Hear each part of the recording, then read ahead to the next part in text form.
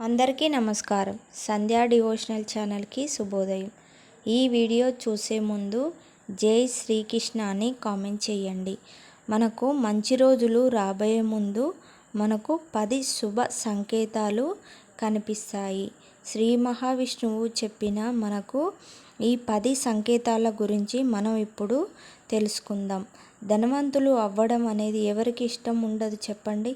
అందరికీ ఇష్టం ఉంటుంది. అయితే మనం ధనవంతులు కావడానికి కొన్ని గుర్తులు మనకు కనపడతాయి. ఆ గుర్తులు తెలుసుకోవాలంటే ఈ వీడియోని చివరి వరకు పూర్తిగా చూడండి. వివరాల్లోకి వెళ్తే లక్ష్మీదేవికి ధనలక్ష్మి అని కూడా అంటారు. ఎవరి ఇంట్లో అయితే శ్రావణ మాసంలో లక్ష్మీదేవి నివాసం ఉంటుందో వారి ఇంట్లో ధనధాన్యం అనేది మనకు ఎప్పుడూ కొరత ఉండదు. అలాగే వారి జీవితంలో సుఖ శాంతులకు ఎప్పుడూ కలిగే ఉంటారు. ప్రతి నిత్యము శ్రీ మహావిష్ణువు లక్ష్మీదేవిని పూజలు చేసినప్పుడు కూడా ధనము వస్తుంది. అదే రీతిగా శ్రీ మహావిష్ణువు లక్ష్మీదేవి కృపతో ధన ధాన్యములతో పాటు సమాజంలో వారికి మంచి గౌరవ మర్యాదలు దొరుకుతాయి. అలాగే వారికి కీర్తి ప్రతిష్టలు నలుదిక్కులా వ్యాపిస్తాయి. జ్యోతిష్క శాస్త్రంలో చెప్పబడిన రీతిగా ఏ వ్యక్తి మీద అయితే లక్ష్మీదేవి కృప మెండుగా ఉంటుందో ఆ వ్యక్తికి ధనం కూడా అధికంగా రావడానికి ఆస్కారం ఉంటుంది. దానికి ముందు శుభ సంకేతాలు కనిపిస్తాయి. మీకు కూడా అలాంటి సంకేతాలు కనిపిస్తే మంచి జరుగుతుందని అర్థం. తెలుసుకోవాలి. మొదటి సంకేతం ఏమిటంటే అనుకోకుండా మీ ఇంటికి నల్లటి చీమలు వచ్చి వరుస కట్టి మీ ఇంట్లో ఏదైనా తినడం మొదలు పెడితే మీ ఇంటికి లక్ష్మీదేవి వస్తుందని మరియు అపారమైన ధనప్రాప్తి కలుగుతుందని సంకేతం. మరియు అనుకోకుండా మీ ఇంట్లో నల్లటి చీమలు కనపడితే ఇది కూడా శుభ సంకేతం. మీ జీవితంలో ఏదో ఒక లాభదాయకమైన మార్పు జరుగుతుందని అర్థం మరియు మీ కుటుంబంకు మేలు కలుగుతుందని సంకేతం. అంతేకాకుండా నిర్ణయించిన కాలం వరకు అవి వస్తూ ఉంటాయి. అవి రావడం శుభ సూచకంగా భావించి వాటిని ఆహారంగా పిండిని వేస్తూ ఉండాలి. రెండవ సంకేతం 2 పక్షులు ఒక చెట్టు మీద తమ గూడు కట్టుకోవడం కోసం ఎంతో ఇష్టపడతాయి. కానీ ఈ రోజుల్లో ఒక స్థానం అని లేకుండా ఇండ్ల మీద కూడా గూడు కట్టుకుంటున్నాయి. పక్షులు గూడు కట్టుకోవడం మన ఇండ్లలో కూడా చూస్తాం. మరియు తేనెతట్టు కట్టుకోవడం చూస్తాం. పురుగు గూడు కట్టుకోవడం, పక్షి గూడు కట్టుకోవడం శుభ సంకేతానికి అర్థం. ఇలా వాస్తుశాస్త్రంలో పక్షి, పురుగు ఇంట్లో గూడు కట్టుకోవడం శుభదాయకమని రాయబడింది. మీ ఇంటికి లక్ష్మీదేవి యొక్క ఆగమనం ఉంటుందని తెలుసుకోవాలి. మూడవ సంకేతం ఏమిటంటే మామూలుగా బల్లి ఇంట్లోకి వస్తే బయటకు వెళ్ళగొట్టడానికి ప్రయత్నిస్తాం. బల్లి ఇంట్లో కనిపిస్తే శుభదాయకమని చాలా తక్కువ మందికి తెలుసు. శాస్త్రాలలో బల్లిని లక్ష్మీదేవి రూపమని వర్ణించబడింది.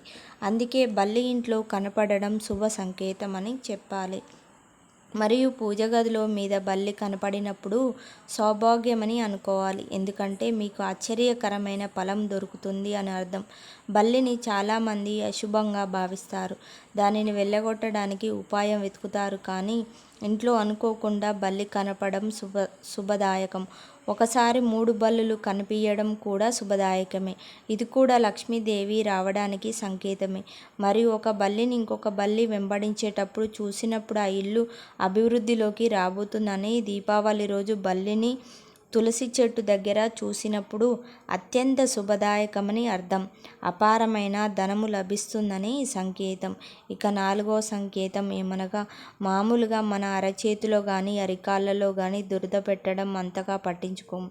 కానీ మన పెద్దలు అంటారు అరచేతిలో అరికాళ్ళలో దురద పెట్టడం శుభ సంకేతం అని అంటారు. కానీ మనము దాని విషయం అంతగా పట్టించుకోము. కానీ సాముద్రిక శాస్త్రం, శకుని శాస్త్రంలో చాలా ప్రాముఖ్యంగా విషయం వెలువడించబడింది. అరచేతిలో దురద పెట్టినప్పుడు ధనప్రాప్తి కలగవచ్చు లేక ధనము వలన హాని కలగవచ్చునని. అయితే ఇక్కడ మనం ఏ చెయ్యి దురద పెడితే ఏం జరుగుతుందో తెలుసుకుందాం. ఎడమ చెయ్యి దురద పెట్టినప్పుడు ధనప్రాప్తి కలుగుతుంది అని అర్థం. మరియు అతి తొందరలోనే ఎక్కడికి నుండినైనా ధనప్రాప్తి కలుగుతుందని తెలుసుకోవాలి. ఎప్పుడైనా ఎడమ చేయి దురద పెట్టినప్పుడు మంచి లాభం కలుగుతుందని మనం గుర్తుపెట్టుకోవాలి. ఇంకా 5వ సంకేతం ఏమనగా కలలో చీపురు, గుడ్లగూబ, పిల్లనగ్రోవి, ఏనుగు, ముంగీస, శంఖము, బల్లి, నక్షత్రము, పాము కనపడితే ధనప్రాప్తి కలుగుతుందని సంకేతం. ఇక 6వ సంకేతం ఏమనగా ఉదయం సాయంత్రంలో శంఖము ఊదిన శబ్దం వినబడినచో ఇది లక్ష్మీదేవి ఆగమన సంకేతం. ఇక 7వ సంకేతం ఏమనగా ఎప్పుడైనా మీరు ఇంటి నుంచి బయలుదేరినప్పుడు చెరుకు కనపడితే ఇది కూడా ధనప్రాప్తి సంకేతం అని గమనించాలి. ఇక 8వ సంకేతం గుడ్లగూబను లక్ష్మీదేవి వాహనం అని అంటారు. గుడ్లగూబ గురించి మన సమాజంలో అనేక విధాలుగా చెప్పుకుంటారు. గుడ్లగూబను రాత్రులు రాజు అని కూడా అంటారు. శకునం శాస్త్రం ప్రకారం గుడ్లగూబ కనిపించడం మన దగ్గర శుభ సూచకమని, మరొకరి దగ్గర అశుభ సూచకమని అంటారు.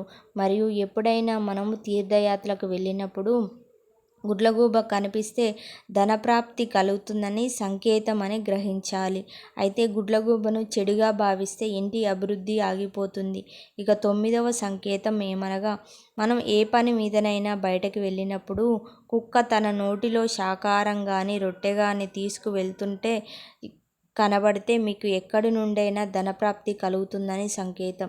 ఇక 10వ సంకేతం మీరు ఉదయమే బయటకు వెళ్ళినప్పుడు ఊడ్చేవారు కనపడినట్లయితే మీకు తొందరలో ధనవంతులు అవుతారని సంకేతం. కలలు కనడం సామాన్య విషయమే. కలలు చాలామంది కంటారు. రాత్రుల్లో కలలు ఎక్కువగా వస్తూ ఉంటాయి. కొన్ని చెడు ఉంటాయి, కొన్ని మంచి కలలు ఉంటాయి. కలలో మనమే వస్తున్నట్లు లేక ఊడ్చేవారి చూసినట్లు కనపడితే ఇది కూడా ధనప్రాప్తి కలిగే సంకేతం. హిందూ మతంలో చీపురు గురించి ఎంతో విశేషమైన గుర్తింపు ఉన్నది. చీపురుని శుభ అశుభ సంకేతాలుగా భావిస్తారు.